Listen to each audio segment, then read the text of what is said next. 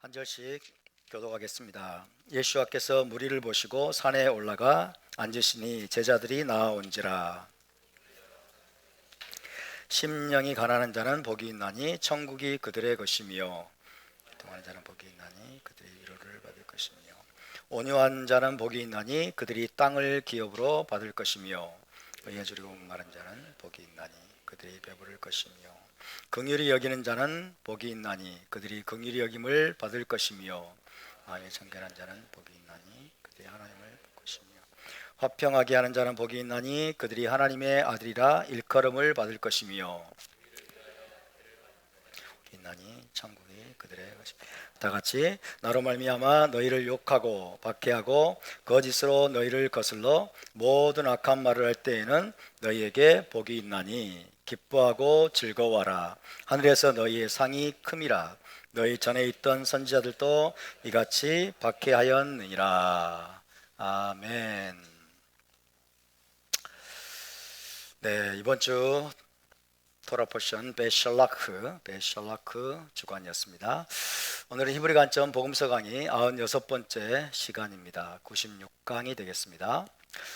지난주에는 예수와의 12제자에 대한 말씀을 모두 이제 정리를 했습니다.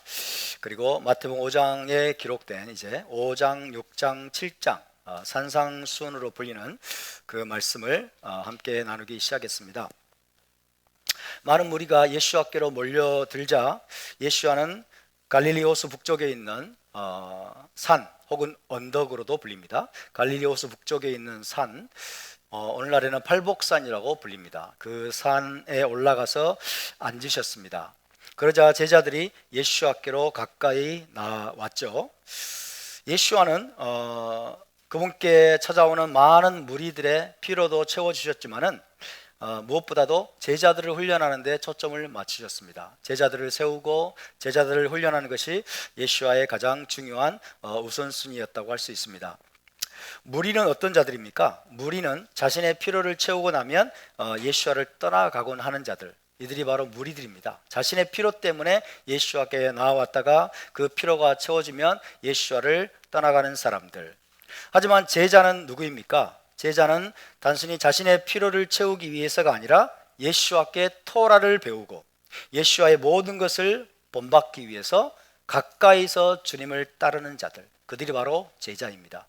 예수와께 나와서 토라를 배우고 예수와 가까이에서 그분의 모든 것들을 보면서 본받는 자들, 예수와께 모든 것들을 본받기 위해서 따르는 자들이 바로 제자입니다.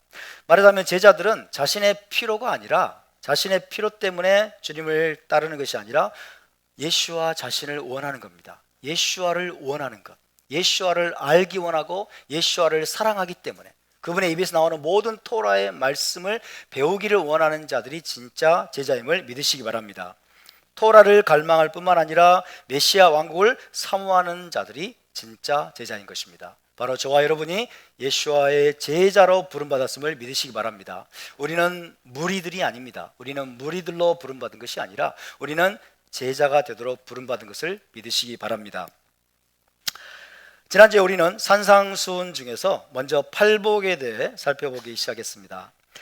팔복은 문자 그대로 8가지 축복이 아니라 8가지 유형의 행복한 사람들에 대한 말씀이라고 했죠. 8가지 유형의 행복한 사람들. 누가 진짜 행복한 사람들이냐, 누가 정말로 복된 사람들이냐, 그것을 주님께서 말씀하신 것입니다. 어떤 사람들입니까? 심령이 가난한 자, 애통하는 자, 온유한 자, 의에 줄이고 목마른 자, 긍휼히 여기는 자, 마음이 정결한 자, 화평케 하는 자, 그리고 의를 위해서 핍박을 받는 자. 그 8가지 유형의 사람들이 진정으로 복되고 행복한 사람임을 예수와께서 가르치신 것입니다. 왜 그들이 진정으로 복되고 행복한 사람일까요? 그것은 여러 가지 방식으로 표현되었지만은 결국 한 가지 궁극적인 축복이 그들을 위해서 예비되어 있기 때문입니다. 그 축복이 무엇입니까? 메시아 왕국에 들어가는 것입니다. 천국이 그들의 것입니다. 메시아 왕국을 그들이 기업으로 받을 것이기 때문에 이런 자들이 진정으로 복되고 행복한 사람들이다라고 예수와께서 가르쳐 주신 것입니다. 할렐루야. 예수와께서는 시편을 비롯한 여러 랍비 문헌에 나와 있는 단어인 아슈레이라는 말로 팔복의 가르침을 시작하셨습니다. 아슈레이. 해봅시다. 아슈레이. 아슈레이. 아슈레이는 뭐예요? 행복하다, 복되다, 즐겁다, 그런 뜻이라고 그랬죠. 아슈레이라는 말로 이 팔복의 가르침을 시작하셨습니다. 이 아슈레이라는 단어를 8번이나 사용하신 것은 하늘의 관점에서 누가 정말로 행복한 사람인가를 가르쳐 주시기 위한 것이었습니다. 저와 여러분 모두가 천국을 소유하는 주인공들이 될 수 있기를 바랍니다. 우리 모두가 메시아 왕국을 기업으로 약속받는 정말로 복되고 행복한 자들로 살아갈 수 있기를 주의 이름으로 축원합니다. 자, 지난주에 말씀드렸듯이 아슈레이라는 말로서 복되고 행복하다고 선언하는 것은 히브리 문헌의 중요한 특징 중에 하나입니다. 히브리 문헌에는 아슈레이라는 말로 복되고 행복하다는 것을 선언하고 있는 내용들이 나옵니다. 타나크에 그런 말씀들이 꽤 많이 기록이 되어 있는데요. 몇 가지만 더 말씀을 드려보겠습니다. 아슈레이, 복되다, 행복하다라고 말씀하고 있는 구절들을 한번 찾아볼까요? 가장 먼저 나오는 게요, 신명기 33장 29절입니다. 신명기 33장 29절을 한번 찾아보겠습니다. 가장 먼저 어떤 자가 복되고 행복한 사람인지 모세의 입을 통해서 선포되었습니다. 신명기 33장 29절. 신명기 33장 29절 시작. 이스라엘이여 너는 행복한 사람이로다. 여호와의 구원을 너같이 얻은 백성이 누구냐? 그는 너를 돕는 방패시요 내 영광의 칼이시로다. 내 대적이 내게 복종하리니 내가 그들의 높은 곳을 밟으리로다. 할렐루야. 답사. 이스라엘이여 너는 행복자로다. 할렐루야. 이스라엘이 너는 행복한 사람이로다. 히브리어로는 아슈레카, 이스라엘. 아슈레이가 사용됐고 뒤에 카가 붙어 있습니다. 너라고 하는 카가 붙어 있습니다. 그래서 너는 행복한 자로다. 너는 행복한 자로다. 답사. 우리는 행복한 사람입니다. 옆에 분에게 당신도 행복한 사람입니다. 우리가 진짜 행복한 사람입니다. 근데 표정이 왜 그러세요? 별로 안 행복한 표정 같아. 다시 한번 활짝 웃으면서 우리가 진짜 행복한 자들입니다. 할렐루야. 이스라엘이여 너는 행복한 사람이로다. 여호와의 구원을 너같이 얻은 백성이 누구냐? 그는 너를 돕는 방패시요 내 영광의 칼이시로다. 내 대적이 내게 복종하리니 내가 그들의 높은 곳을 밟으리로다. 아슈레카 이스라엘 너는 복되도다 라는 말씀이 제일 먼저 나옵니다. 이사야 30장을 보겠습니다. 이사야 30장 18절. 이사야 30장 18절.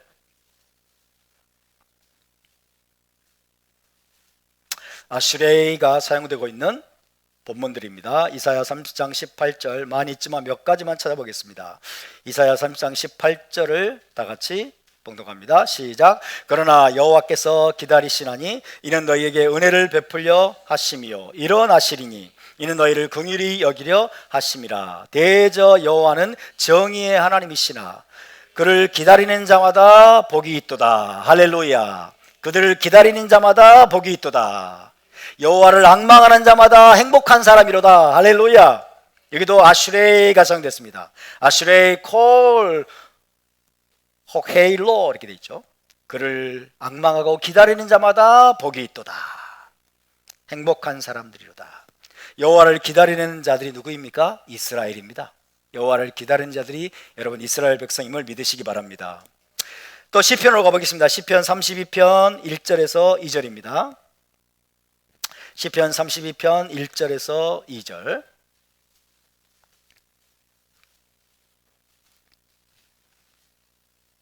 시편 32편 1절에서 2절 말씀 자, 한 목소리로 봉독합니다. 허물의 사함을 받고 자신의 죄가 가려진 자는 복이 있도다. 마음에 간사함이 없고 여호와께 정죄를 당하지 아니하는 자는 복이 있도다. 할렐루야. 허물의 사함을 받고 자신의 죄가 가려진 자는 아슈레이 복이 있도다. 행복한 사람이로다. 마음에 간사함이 없고 여호와께 정죄를 당하지 아니하는 자는 복이 있도다. 여러분, 예수와를 통해서 저와 여러분의 모든 죄가 씻김받고 여호와께 정죄를 당하지 않은 저와 여러분이 복된 자들임을 믿으시기 바랍니다. 여기도 아슈레이가 2번이나 사용됐습니다. 잠언으로 가보겠습니다. 잠언 3장 13절. 잠언 3장 13절입니다. 잠언 3장 13절 말씀. 자, 시작. 지혜를 얻은 자와 명철을 얻은 자는 복이 있나니. 아슈레이. 누가 복이 있습니까? 누가 행복합니까? 지혜를 얻은 자와 명철을 얻은 자. 지혜와 명철을 어떻게 얻습니까? 토라를 배울 때. 할렐루야. 토라를 배우고 토라를 공부함으로 하나님의 지혜를 얻게 되는 자들이 복이 있습니다. 저와 여러분이 복된 자들임을 믿으시기 바랍니다. 우리가 정말로 행복한 자들입니다. 할렐루야. 여러분, 우리가 정말 행복한 자들이라는 사실을 잊지 마시기를 축원합니다. 일주일 내내 잊지 마세요. 그러면 싱글벙글, 그죠? 어떤 일이 발생해도 여러분 싱글벙글할 수 있습니다. 왜? 우리는 진짜 행복한 자들이기 때문에. 다니엘서 12장 12절입니다. 다니엘서 12장 12절. 다니엘서 12장 12절 말씀.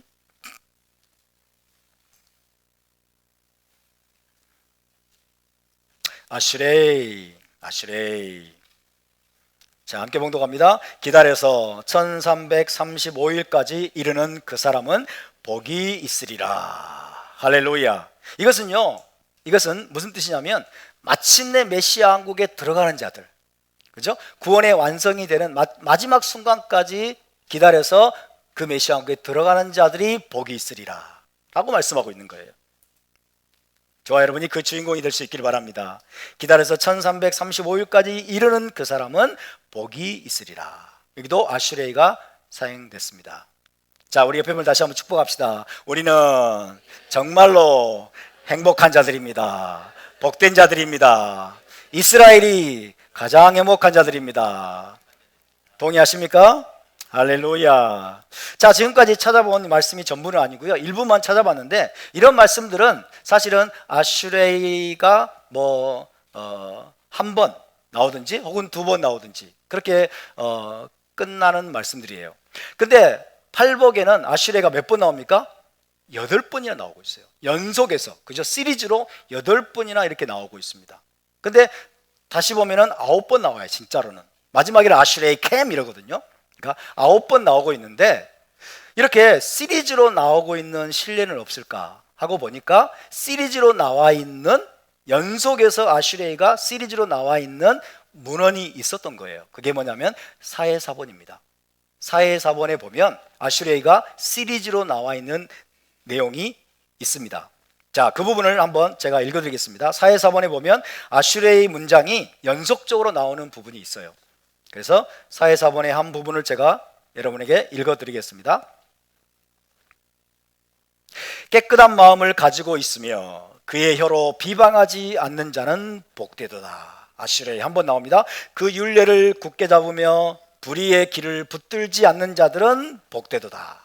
그것을 기뻐하며 어리석음의 길에 나타나지 않는 자들은 복되도다. 깨끗한 손으로 그것을 찾으며 속이는 마음으로 그것을 찾지 않는 자들은 복되도다.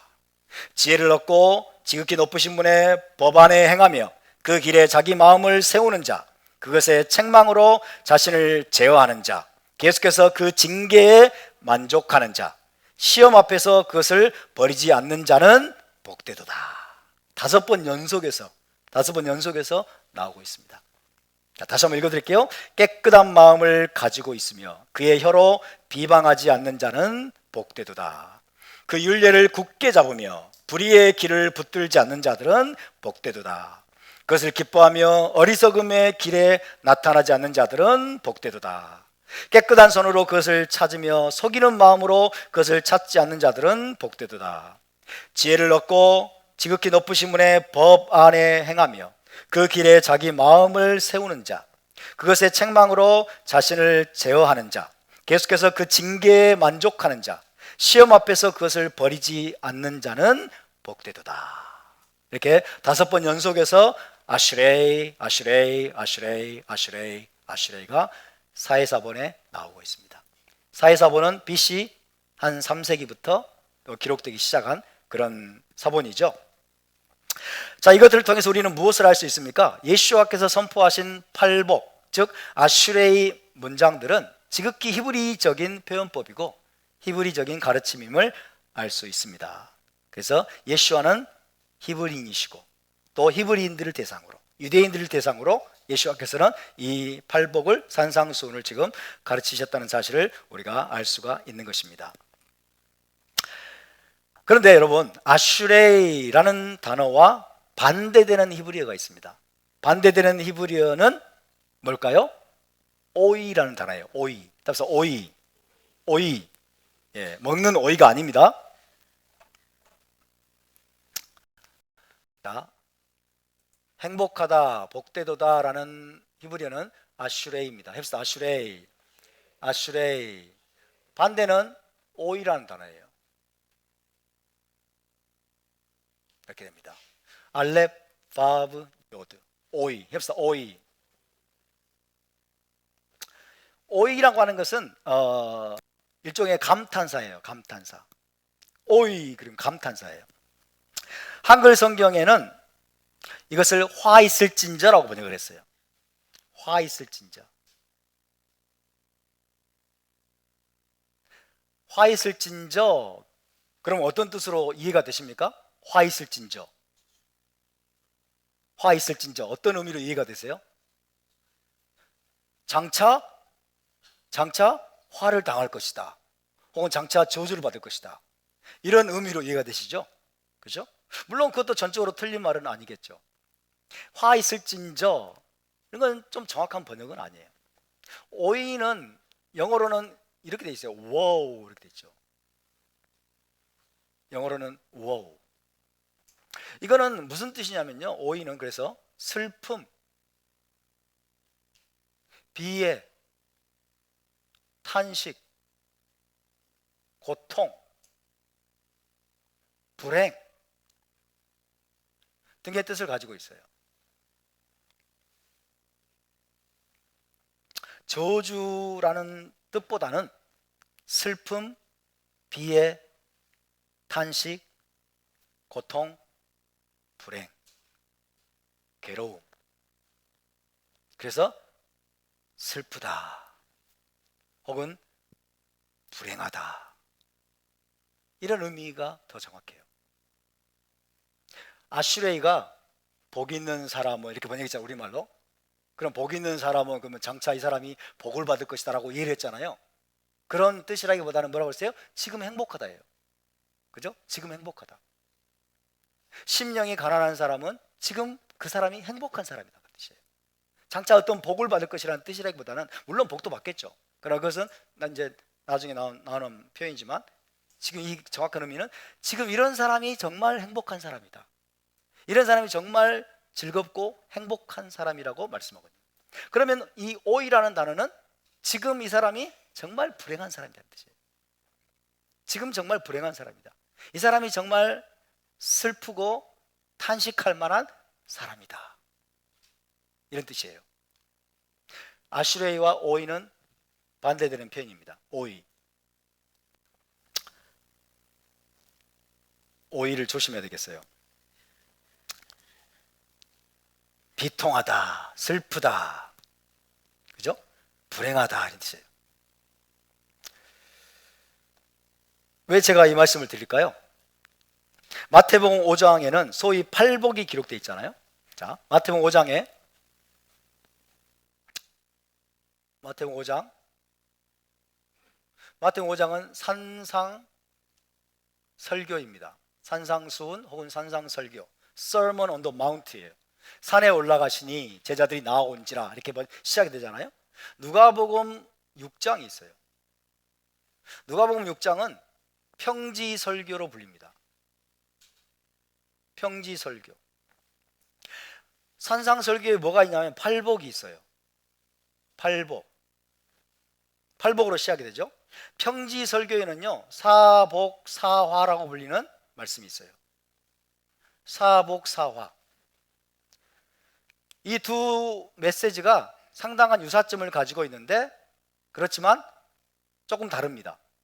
마태복음 5장에서는 산상설교예요. 누가복음 6장에서는 평지설교예요. 팔복을 말씀하고 있는데 여기는 사복사화를 말씀하고 있어요.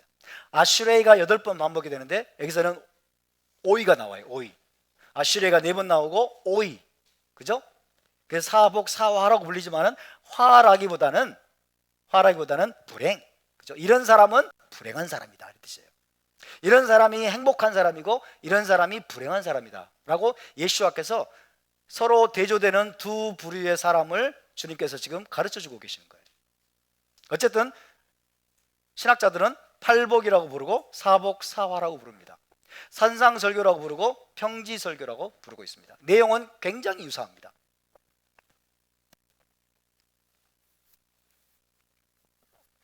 그래서 마태복음 5장에서 예수와는 어떤 사람이 지금 정말로 복되고 즐겁고 행복한 사람인가를 가르치셨다면, 누가복음 6장에서는 어떤 사람이 복되고 즐겁고 행복한 사람인지와 4번 어떤 사람이 슬프고 괴롭고 지금 불행한 사람인지에 대해서 가르치신 겁니다.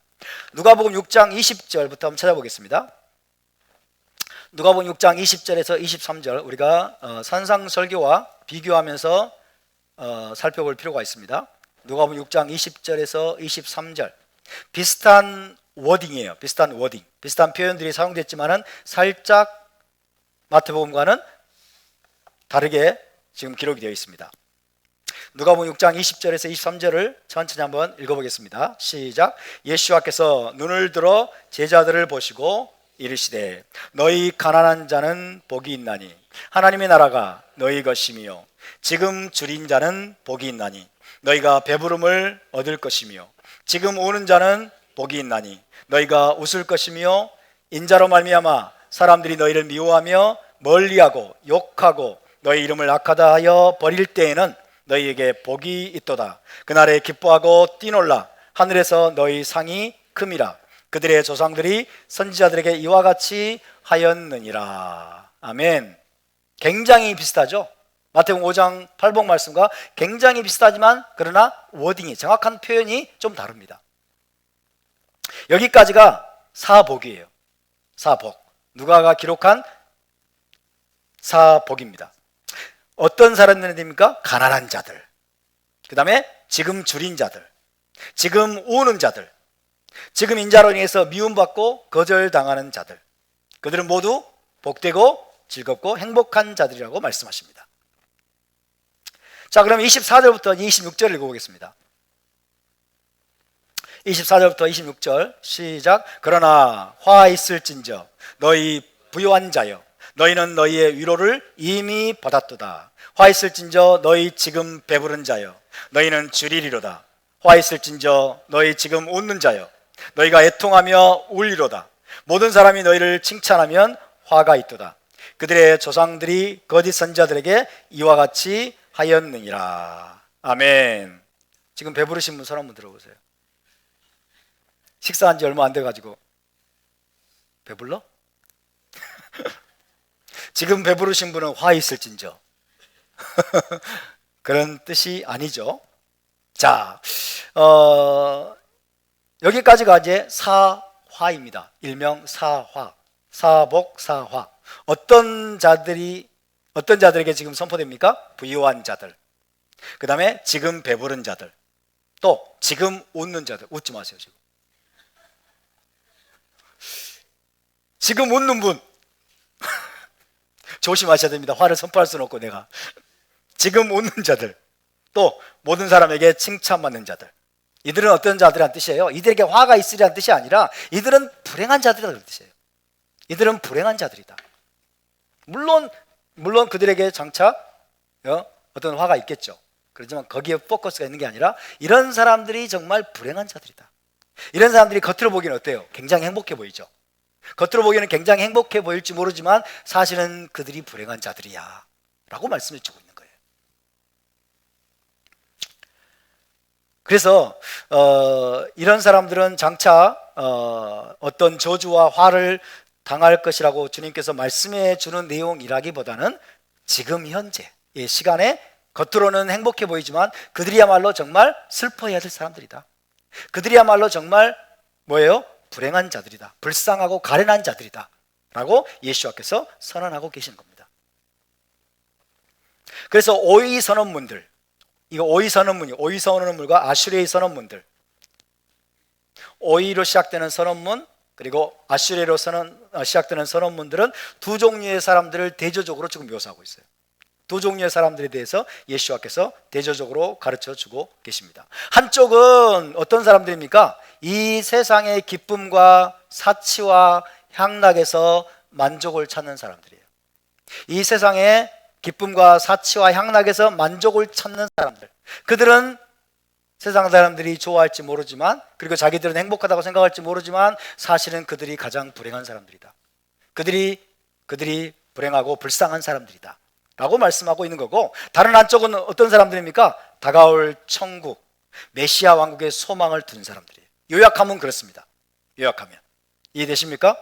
그래서 아슈레이, 여기에 해당하는 사람들은 다가올 천국, 메시아 왕국의 소망을 둔 사람들. 이 사람들은 어떤 사람들이에요? 이 세상 사람들에게는 천덕꾸러기 취급을 받고, 왜 그렇게 살아? 왜 그렇게밖에 못 살아?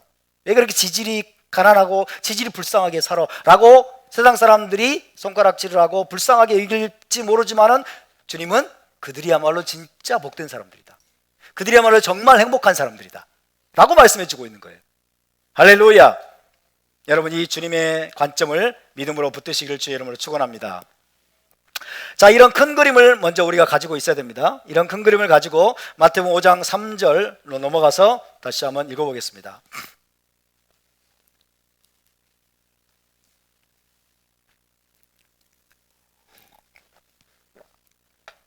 마태복음 5장 3절 함께 읽습니다. 시작. 심령이 가난한 자는 복이 있나니 천국이 그들의 것임이요. 이 말씀과 누가복음 26장 20절을 비교해 봅시다. 누가복음 6장 20절에는 어떻게 되어 있어요? 너희 가난한 자는 복이 있나니 하나님의 나라가 너희 것임이요. 심령이 가난한 자는 복이 있나니 천국이 그들의 것임이요. 그렇게 되어 있는데 누가복음에는 너희 가난한 자는 복이 있나니 하나님의 나라가 너희 것임이요. 여러분, 이 말씀을 히브리적인 배경과 히브리적인 관점으로 이 말씀을 해석하지 않으면 큰일 날 수 있습니다. 큰일 날 수 있어요. 가난한 자가 복이 있대. 가난한 자. 그래서 여러분, 가난하게 살아야 돼. 그죠? 가난하게 살아야 하나님의 나라를 받을 수 있대. 이렇게 생각하면 큰일 나는 거예요. 실제로 여러분, 교회 가운데 그렇게 가르치는 사람들이 꽤 있어요. 가난 예찬, 가난을 칭송하고 가난을 찬미하고 선비처럼, 그죠? 무소유를 막 높이고, 반대로 부자가 되고, 그리고 부유하게 되고 재물을 많이 얻고 이런 것들을 죄악시하는 그런 분위기가 여러분 오늘 교계에 충만해 있어요. 굉장히 심각합니다.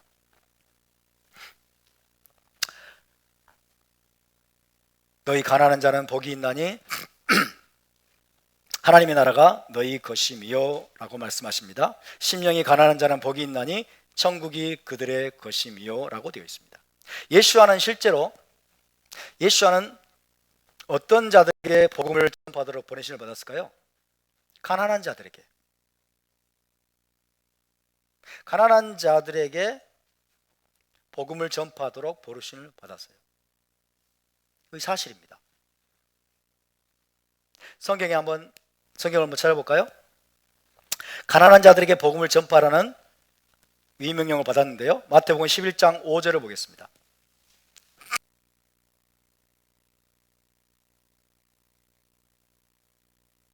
마태복음 11장 5절 시작. 맹인이 보며 못 걷는 사람이 걸으며 나병 환자가 깨끗함을 받으며 못 듣는 자가 들으며 죽은 자가 살아나며 가난한 자에게 복음이 전파된다 하라.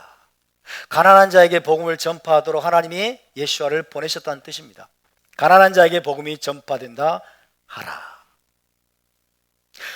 이사야 61장 1절로 가봅시다.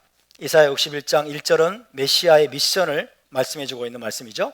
이사야 61장 1절 말씀. 이사야 61장 1절 시작. 주 여호와의 영이 내게 임하셨으니 이는 여호와께서 내게 기름을 부으사 가난한 자에게 아름다운 소식을 전하게 하려 하심이라. 여기까지만. 가난한 자에게 복음을 전하게 하려 하심이라.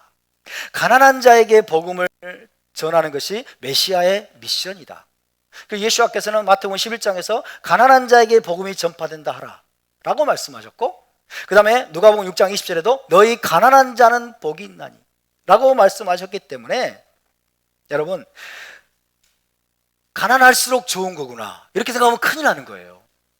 그죠? 찢어지게 가난하게 살수록 좋은 것이구나 이렇게 생각하면 안 됩니다. 어쨌든 가난한 자에게 복음을 전파하는 것이 메시아의 미션 중에 하나입니다. 그래서 예수께서는 하나님의 나라, 즉 메시아 왕국이 가난한 자들의 것이라고 선포하셨어요. 가난한 자들이 메시아 왕국에 들어가고 천국을 기업으로 받을 것이라고 선언하신 것입니다. 근데 혹시 잘 모르시는 분들 위해서 용어를 정리해 드릴게요. 천국은 다른 말로 하나님의 나라예요. 복음서에 나오는 하나님의 나라 똑같습니다. 이것을 다른 말로 메시아 왕국이라고 말합니다. 똑같은 말이에요. 천국은 뭐가 아니다? 천당이 아니다. 이것을 분명히 가지고 계셔야 돼요. 저 우주 너머 어딘가에 있는 천당을 가리키는 말이 아닙니다. 천국은 하나님의 나라 메시아 왕국인데 이것은 어디에 세워진다? 예루살렘. 장차 예루살렘에 세워질 하나님의 킹덤 오브 갓, 그리고 메시아닉 킹덤, 메시아 왕국이 다른 말로 천국이라는 거예요. 이것을 여러분이 꼭 알고 계셔야 됩니다.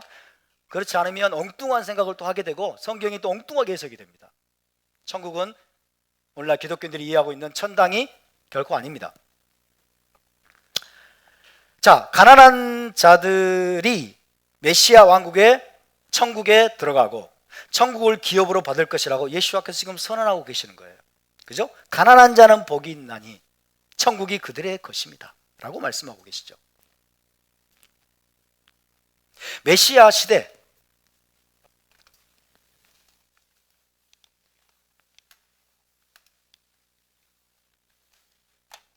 자, 이 땅에 천국이 임하고 메시아 왕국이 임하는 시대를 메시아 시대라고 부릅니다. 해봅시다. 메시아 시대. 메시아 시대. 예.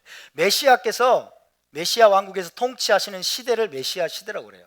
그죠? 메시아닉 에러라고 부릅니다. 메시아닉 에러 하고 메시아닉 에이지라고 부릅니다. 메시아 시대는 1000년이겠죠? 1000년 동안 메시아께서 메시아 왕국의 왕으로 통치하시는 시대가 메시아 시대입니다. 이 메시아 시대에는 디바인 리버설이 일어나는 시대예요. 디바인 리버설. 신적인 반전이 일어나는 시대다 이런 뜻이에요. 신적인 반전 혹은 운명의 역전이 일어나는 시대다 라고도 이해할 수 있어요. 메시아 시대는 디바인 리버설, 신적인 반전, 운명의 역전이 일어나는 시대다. 무슨 말입니까? 지금 처음 된 자가 메시아 시대는 나중될 것이다. 이게 역전이에요. 그죠? 처음 된 자가 나중될 것이고 나중된 자가 처음 될 것이다. 다시 말하면 메시아 왕국은 현 시대, 현재 우리가 살고 있는 시대의 가치 체계가 뒤집히는 겁니다. 현재 사람들이 가지고 있는 가치 체계의 세계가 완전히 거꾸로 뒤집히는 시대가 메시아 시대예요. 오늘날 여러분 많은 사람들이 높이 올라가려고 그러죠. 그죠? 위대한 자가 되려고 하죠. 이 세상에서 위대하게 여기는 사람들이 메시아 시대는 아무것도 아닌 존재가 되는 거예요. 이게 운명의 역전입니다. 하나님 나라의 가치 체계가 현 시대의 가치 체계와 다르기 때문에 그렇습니다. 그래서 메시아 왕국의 부와 풍성함은, 메시아 왕국의 그 부여와 풍성함은 이 세상에서 공경과 궁핍을 겪었던 사람들을 위해서 준비되는 거예요. 이 세상에서 공경과 궁핍과 가난을 겪었던 사람들을 위해서 준비될 것이다. 그렇지만 반대로 이 세상에서 부유한 자들은 메시아 왕국에 들어가는 것이 몹시 어려울 겁니다. 들어가더라도 메시아 왕국에서 여러분, 그들은 메시아 왕국의 모든 부와 풍요를 다 누리지 못하게 될 거예요. 이 세상의 가치와 메시아 왕국의 가치가 뒤집히는 거예요. 그죠? 디바인 리버설이 일어나는 시대입니다. 그래서 누가복음 6장 24절을 다시 보시면, 누가복음 6장 24절에 화 있을진저 너희 부요한 자여 너희는 너희의 위로를 이미 받았도다, 그렇게 말하고 있죠. 너희는 너희의 위로를 이미, 이 땅에서 부요한 너희여 너희는 메시아 왕국에 들어가는 것이 극도로 어려울 뿐만 아니라 혹 들어가더라도 메시아 왕국에서 너희는 벌거벗은 자로 발견될 수도 있다, 이런 의미를 담고 있죠. 자, 예수와께서는 또 마태복음 19장 23절을 봅시다. 마태복음 19장 23절에 보면 부자가 천국에 들어가기가 극도로 어렵다고 말씀하세요. 마태복음 19장 23절을 봅시다. 마태복음 19장 23절.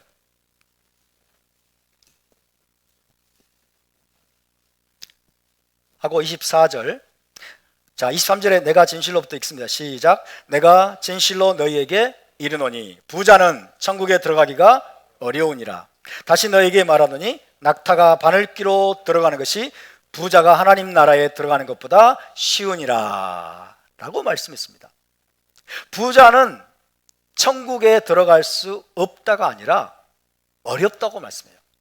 부자는 천국에 들어가기가 극도로 어렵다. 얼마나 어려운가? 얼마나 어려워요?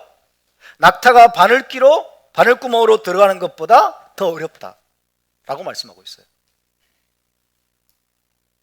낙타가 바늘구멍으로 들어가는 것은 거의 불가능이죠.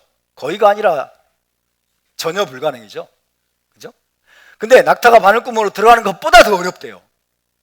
부자가 천국에 들어가는 것이 얼마나 어려운지 낙타가 바늘구멍으로 들어가는 것보다 더 어렵대. 그럼 사실상 불가능. 물론 이 말씀은 과장법으로 이해될 수 있습니다. 과장법. 문자적으로 이해하기보다 이거는 과장법으로 이해해야 돼요. 그만큼 어렵다는 거예요. 부자들이 천국에, 메시아 왕국에 들어가는 것은 그만큼 어려운 일이다. 극도로 어려운 일이다 라고 주님께서 말씀해 주고 있습니다. 누구 말씀이죠? 예수와의 말씀이에요. 자, 부자들 손 들어주세요. 아무도 안 들 거야, 이렇게 말하면. 그죠? 혹시 내가 부자 아닌가? 라고 생각하시는 분들은 지금부터 떨어야 됩니다. 그죠? 부자가 천국에 들어가는 것이 어찌나 어려운지, 낙타가 바늘구멍에 들어가는 것이 부자가 하나님 나라에 들어가는 것보다 쉬우니라 라고 말씀하고 있어요. 핵심 포인트는 뭐냐? 이건 과장법이지만 핵심 포인트는 그만큼 부자가 메시아 왕국에 들어가는 것이 극도로 어렵다는 뜻이에요. 그러면 여러분, 재물이나 돈을 많이 가진 자들은 모두 메시아 왕국에 들어가기가 극도로 어렵다는 뜻일까요? 재물을 많이 가진 자들, 그죠? 부를 많이 축적한 사람들은 모두 메시아 왕국에 들어가기가 극도로 어렵다는 뜻일까? 그렇게 보여요, 표면적으로는. 만약 그렇다면요, 얼마만큼의 재물과 돈을 가지고 있어야 부자라고 할 수 있을까요? 얼마만큼의 재물을 가지고 있어야 부자라고 할 수 있을까요? 그 기준이 뭘까요? 진짜 부자인데도 자기를 부자라고 생각하지 않는 사람들 많잖아요. 그죠? 다른 사람이 보기에는 저 사람 진짜 부자야, 뭐 100억대의 무슨 자산가라고 하지만은 자기는 자기를 부자라고 생각하지 않아. 이런 사람들도 있는가 하면은 별로 부자도 아닌 것 같은데 스스로 부자 행세하는 사람도 있죠. 그죠? 별로 뭐 재물도 많지 않은 것 같고 부자도 아닌 것 같은데 막 부자 행세를 하고 다니는, 부자인 척하는 사람도 있어요. 자, 이 두 사람 중에서 누가 부자일까요? 엄청나게 많은 재물을 가지고 있는데 자기는 부자라고 생각하지 않아. 그리고 소탈해. 이렇게 사는 사람하고 돈도 별로 없으면서 부자 행세하는 사람들, 부자인 척하고 다니는 사람들 중에서 누가 부자일까요? 대답이 어렵죠.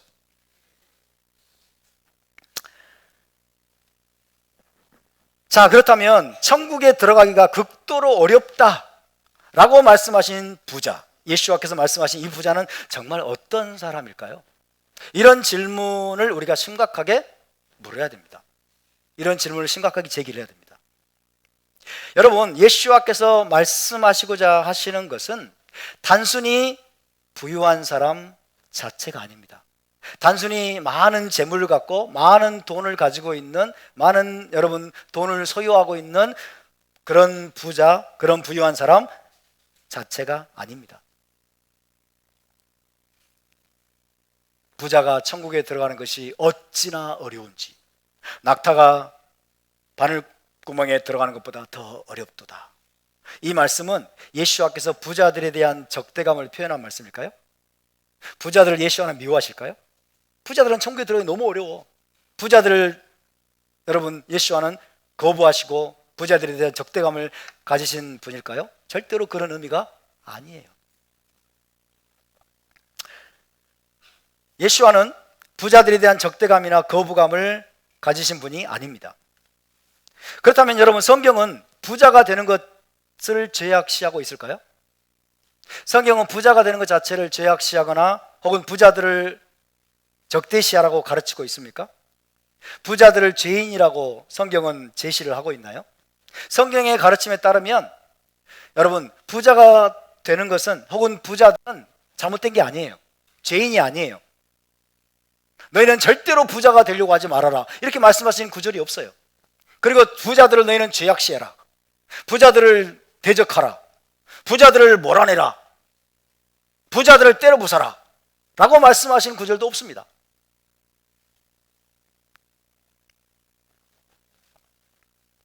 부자가 되는 것 자체를 성경은 결단코 죄악시하지 않습니다. 예를 들어 우리 아버지 아브라함은 어떤 분이었습니까? 양과 소와 낙타와 종들이 아주 많은 거부였습니다. 아멘? 우리 아버지 아브라함은 거부였어요. 여러분, 성경에 나오는 부자들 중에서 선한 사람도 상당히 많이 있습니다. 예를 들어보면 마태복음 27장에 예수와께서 십자가에 못 박혀 죽으셨어요.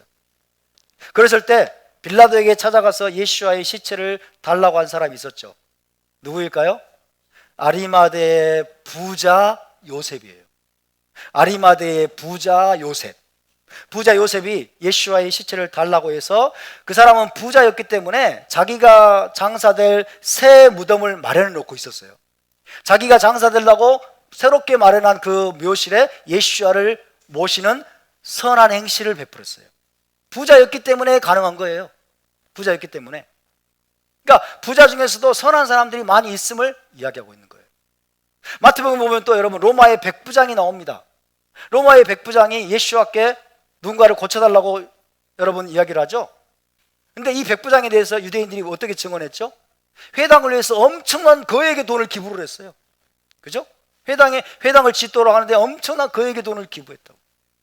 부자이기 때문에 가능한 거죠. 엄청난 선행을 베풀었어요. 그렇기 때문에 우리는 단순히 부자라는 이유로 사람들을 미워하거나 적대시해서는 결코 안 됩니다. 성경은 부자들의 돈을 빼앗아서 가난한 자들에게 나눠줄 것을 선동하지도 않고, 또 그렇게 하면 모두가 잘 사는 평등한 세상이 올 거라고 가르치지도 않습니다. 부자들에 대해서 여러분 질투하지 마시고, 시기하지 마시고, 부자들을 적대시하지 마시고, 부자들을 죄악시하지 않기를 주의 이름으로 축원합니다. 신문을 보세요, 미디어를 보세요. 재벌을 미워하고 부자들을 미워하고 기업가들을 미워하고 여러분 그런 자들을 죄악시하는 그런 종류의 아티클이 넘쳐나고 있어요. 국민들의 정신을 타락하게 만드는 거예요. 부자들을 시기 질투하고 부자들을 죄악시하는 그런 분위기가 이 나라 안에 가득하다는 거예요. 여러분, 부자들이 정말 죄인들이고 부자가 되는 것이 정말 죄악된 것이고 잘못된 것이라는데 왜 자기들은 부자 되려고 그래요? 그러면 가난한 게 좋구나 그러면 점점 가난해져야지. 그렇잖아요. 미디어가 그렇게 떠들어요, 세상이. 그러면 자기들은 더 가난해져야지. 그렇게 생각하는 사람들은 삼성을 제약시하고 삼성 재벌을 타도하면 나라가, 여러분, 모두가 평등한 세상에 올 것처럼 삼성을 제약시하고 삼성을 해체하려고 하는 그 인간들이, 그 국회의원들이 자기 아들은 삼성에다가 찔러 넣어. 자기 아들은 삼성에다가 여러분 취직시키려고 난리를 쳐요. 이게 바로 사악하다는 거예요. 성경은 절대로 부자들을 죄악시하지 않습니다. 성경은 부자가 되는 것을 반대하지 않습니다. 아멘? 부자가 되는 걸 반대하지도 않고 부자들을 시기해라, 질투해라라고 절대로 가르치지 않습니다.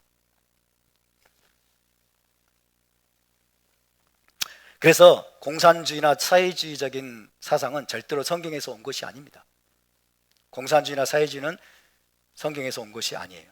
우리 이런 것들을 잘 분별해야 될 줄로 믿습니다. 중요한 포인트는 뭐냐? 그렇다면 예수님은 왜 부자에 대해서 이렇게 적대적인 것처럼 보이는 말씀을 하셨을까? 이거예요. 부자가 천국에 들어가는 것이 얼마나 어려운지. 부자는 천국에 들어가기가 어려우니라. 낙타가 바늘구멍에 들어가는 것보다 더 어렵다. 부자들을 주님이 적대시하는 듯한 지금 이 메시지를 왜 하셨는지, 이 의미를 이해하는 게 중요하죠. 어떤 맥락에서 주님이 그렇게 말씀하셨느냐 하는 겁니다. 마태복음 19장, 여러분, 주님께서 하신 말씀 직전에 어떤 스토리가 나오는지를 봐야 돼요. 어떤 스토리가 나옵니까? 한 부자 청년이 예수와를 찾아옵니다. 한 부자 청년이 예수와를 찾아와서 뭐라고 묻습니까? 선생이여, 내가 어떻게 하여야 영생을 얻을 수 있나이까? 그죠? 내가 어떻게 하여야, 무슨 선한 일을 해야 내가 영생에 들어갈 수 있겠습니까?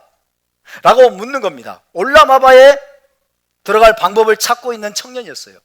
그죠? 영생에 들어갈, 올라마바죠. 영생에, 여러분, 오는 세상에 영생에 들어갈 길을 찾고 있는 부자 청년이었습니다. 그 부자 청년이 예수와를 찾아왔는데, 그 부자 청년은 예수와께서 그에게 이렇게 말씀하셨어요. 내 소유를 팔아 가난한 자들에게 나눠주라. 그리고 와서 나를 따르라고 하셨을 때 그 말씀을 받아들이지 못하고 예수와를 떠나고 말았습니다. 바로 그 직후에 하신 말씀이 부자가 천국에 들어가기가 너무나 어렵다. 낙타가 바늘구멍에 들어가기보다 어렵다 라고 말씀하신 거예요. 그렇다면 여러분, 내 소유를 팔아서 가난한 자들에게 나눠주라. 그리고 와서 나를 따르라고 하셨을 때 왜 이 부자 청년은 그 말씀을 받아들이지 못하고 떠나버렸을까요?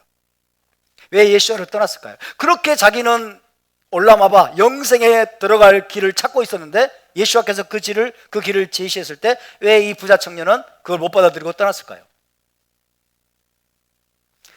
그의 마음속에 있는 탐심입니다. 탐심과 탐욕이에요. 많은 재물, 그죠? 많은 재물을 가진 존재로서, 가진 사람으로서 그는 자기 안에 있는 탐심, 그리고 베풀고 나누기를 싫어하는 인색함 때문에, 탐심과 인색함 때문에 그는 예수와의 말씀을 거절하고 예수와를 떠나버리고 말았습니다. 따라서 여러분, 예수와께서 천국에 들어가기가 너무나도 어렵다라고 하신 말씀에 해당되는 부자는 어떤 자들일까요? 재물에 대한 탐심에 사로잡혀서 가난한 자들에게 베풀거나 나눠주기를 싫어하는 인색한 자들을 말합니다. 이해되십니까? 재물이 많아요. 부자입니다. 그런데 이 사람이 탐욕과 탐심에 사로잡혀서 가난한 이웃들에게, 궁핍한 이웃들에게 나눠주고 베풀기를 싫어하는 자들, 그런 자들이 천국에 들어가기가 너무나 어려운 부자들이에요.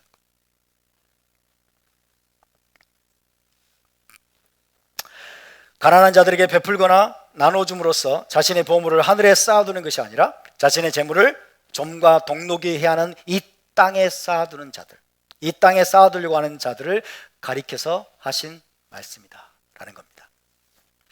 그와 같은 부자의 신뢰가 누가복음 16장에 또 나옵니다. 한번 볼까요? 누가복음 16장, 여러분이 이미 아시는 이야기인데 부자와 나사로 이야기죠. 누가복음 16장 찾아보겠습니다. 19절부터 21절까지만 읽어볼까요? 누가복음 16장 19절에서 21절 시작. 한 부자가 있어 자색 옷과 고운 베옷을 입고 날마다 호화롭게 즐기더라. 그런데 나사로라 이름하는 한 거지가 헌대투성이로 그의 대문 앞에 버려진 채 그 부자의 상에서 떨어지는 것으로 배불리려 하매 심지어 개들이 와서 그 헌대를 핥더라. 한 사람은 좋은 옷을 입고 날마다 호화로운 생활을 하는 부자였습니다. 그런데 또 한 사람은 너무나 가난해서 그 부자의 상에서 떨어지는 것이라도 받아먹고 연명하려고 했던 가난한 나사로였습니다. 때가 되어서 둘 다 죽었습니다. 부자는 음부에 떨어져서 불꽃 가운데 고통을 받게 되었고, 나사로는 어디로 갔죠? 아브라함의 품이라 불리는 낙원에 들어가서 위로와 안식을 얻게 되었습니다. 자, 음부에 떨어져서 불꽃 가운데 고통을 당하면서 괴로워하는 부자를 향한 말씀이 25절에 있습니다. 25절 시작. 아브라함이 이르되 예, 너는 살았을 때에 좋은 것을 받았고 나사로는 고난을 받았으니 이것을 기억하라. 이제 그는 여기서 위로를 받고 너는 괴로움을 받느니라. 이것이 뭡니까? 디바인 리버설입니다. 내세에서의 반전이에요. 운명의 역전입니다.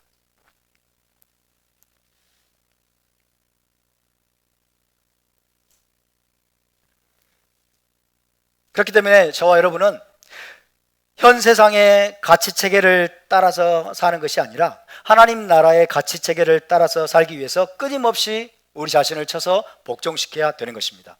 우리에게 재물이 얼마나 있든지 상관없이 탐심에 사로잡혀서 움켜쥐려고 하고 자기만을 위해서 쌓아두며 베풀 줄을 모르는 인색한 사람, 그런 사람은 누구든지 천국에 들어가기가 대단히 어려운 부자라고 할 수 있습니다. 반면에 아무리 재물이 많은 부자라고 할지라도 외적으로 아낌없이 베풀고 나눠주고 선한 일에 힘쓰는 사람은 메시아 왕국을 기업으로 받을 만한 자격을 갖춘 가난한 자입니다. 아멘. 어떤 사람이 정말로 주님이 보시기에 가난한 자인가? 천국을 기업으로 누릴 수 있는 가난한 자인가? 어떤 사람이 낙타가 바늘구멍에 들어가는 것보다 더 어려운 부자인가? 그것은 재물의 많고 적음에 달려있지 않습니다. 우리가 소유하고 있는 물질, 소유에 여러분 많고 적음에 달려있는 것이 아니라 우리 안에 탐심과 탐욕에 사로잡혀서 인색한 마음으로 가난하고 힘없고 궁핍한 자들을 향해서 우리가 기꺼이 베풀고 나눌 수 있느냐 없느냐에 달려있음을 믿으시기 바랍니다. 할렐루야.